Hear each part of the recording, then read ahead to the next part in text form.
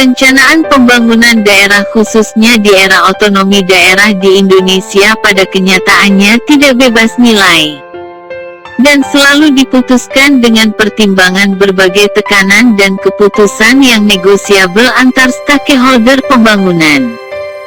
Friend dan Hickling, 2005, menyatakan bahwa yang menjadi persoalan bagi pengambil kebijakan adalah bahwa mereka mengalami berbagai tekanan under pressure untuk mencapai keputusan, hingga tidak jelas bagi mereka keputusan apa yang dipilih. Pressure, uncertainties serta ketidakjelasan dalam proses pengambilan keputusan membuka peluang, dan atau mungkin memang diperlukan, terjadinya negosiasi atau lobby dalam perencanaan pembangunan. Di mana negosiasi menurut Albrecht dan Denayer, 2001, adalah merupakan sebuah proses komunikasi lebih dari satu pihak untuk mendapatkan kesepakatan dari perbedaan kepentingan. Sementara itu Montesserin dan Amandi, 2011, berpendapat bahwa kegagalan dalam tindakan perencanaan seringkali dikarenakan negosiasi tidak dianggap penting dalam proses perencanaan. Bila kita membahas lebih jauh tentang bagaimana pengambilan keputusan dalam perencanaan di bawah tekanan dan berbagai alternatif penyelesaiannya, maka yang menjadi pertanyaan selanjutnya adalah dalam konteks teori perencanaan di bawah tekanan, benarkah membangun konsensus menjadi salah satu solusi, dan konsensus yang seperti apa yang aplikatif?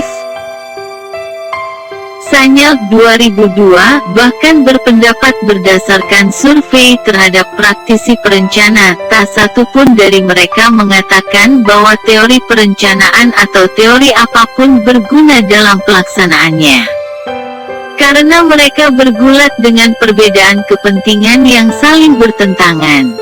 Selain itu Blowers, 1986, menyimpulkan pula bahwa jurang antara teori dan praktik dapat mengakibatkan hilangnya kredibilitas keduanya baik teori maupun kebijakan.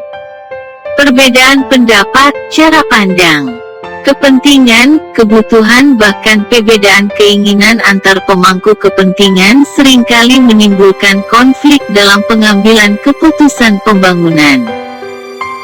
Meski secara umum proses negosiasi atau bargaining mencoba mencapai kesepakatan atau konsensus, namun demikian terdapat kemungkinan sebuah konsensus mungkin tidak mencerminkan kepentingan terbaik semua pihak. Oleh karena itu dalam beberapa kasus, hasil terbaik hanya dapat dicapai dengan tidak mencapai kesepakatan sama sekali. Samsura, Van der Kraben, Van Diemen, dan Van der Heijden, 2015.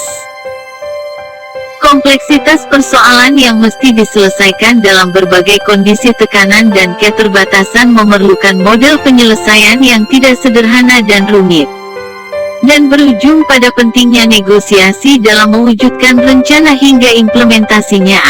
Oleh karenanya perencana harus memiliki keahlian yang membawa pengetahuan moral teknis dan utopis ke dalam proses negosiasi, perencanaan dan konsensus, meski harus memadukan hal yang terbaik dalam kondisi yang terburuk.